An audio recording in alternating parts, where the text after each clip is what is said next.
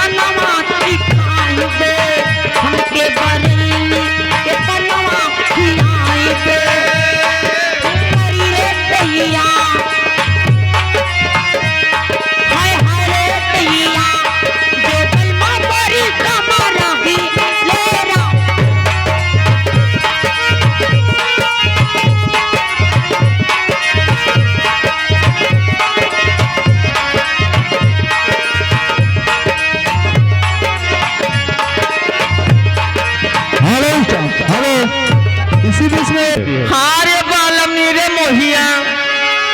आर्य बालम नीरे मोहिया, लवट के नहीं आए बालम नीरे मोहिया, लवट के नहीं आए बालम नीरे मोहिया, के नहीं आए बालम नीरे मोहिया, लवट के नहीं आए बालम नीरे मोहिया, लवट चल जवानिया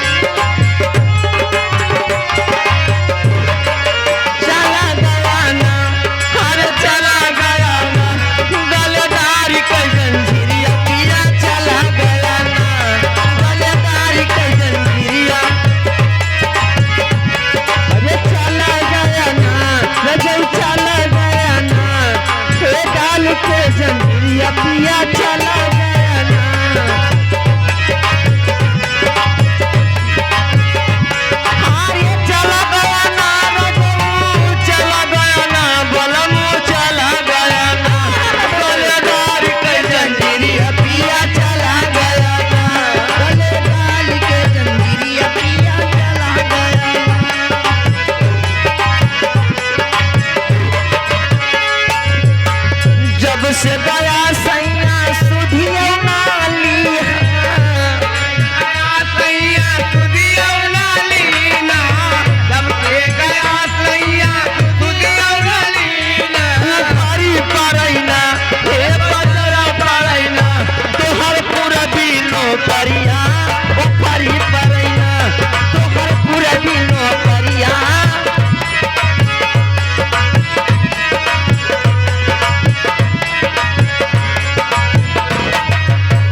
हेलो हेलो हेलो हेलो ए बहनी का हो कहना बा हाँ बोला अरे रात करे सना नाना बहेला पवनवा चलत बा रात करे सना नाना बहेला पवनवा कहता भौजी भैया से दे देते गवनवा अरे कहता भौजी भैया से दे देते गवनवा भौजी भैया से दे देते गवाना भौजी दे देते गवाना ना चाही छपिया झौरी ना चाही गहनवा ना चाही धबिया गौरी ना चाही गहना ना चाही धबिया गौरी ना चाही गहना ना चाही छपिया झौरी ना चाही गहनवा भौजी ना चाही गहनवा का लेबू मनसा पूरई दा भौजी कैके आज गहनवा मनसा पूरई दा भौजी कैके आज गहनवा मनसा पूरा दा भौजी दे के याद मनवा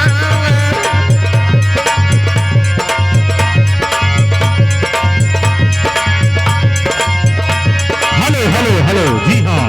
इसी बीच गाड़ी गाड़ी जाए हाय गाड़ी गाड़ी जाए अरे हथवा माँ कलमिया गड़ी गड़ी जाए हथवा माँ कलमिया गड़ी गड़ी जाए ए गड़ी गड़ी जाए हाल गड़ी गड़ी जाए गाड़ी गाड़ी जाए हथवा में कलमिया गाड़ी गाड़ी जाए हथवा में कलमिया गाड़ी गाड़ी जाए हेलो हेलो ए बहनी है दादा भैया कमालपुर के रहने वाले हैं तो अरे यही गाना खुश हो के 20 रुपया दिए हैं कैसे कैसे गाते हो हेलो इसी बीच में अभी कलमिया गड़ी गड़ी जाए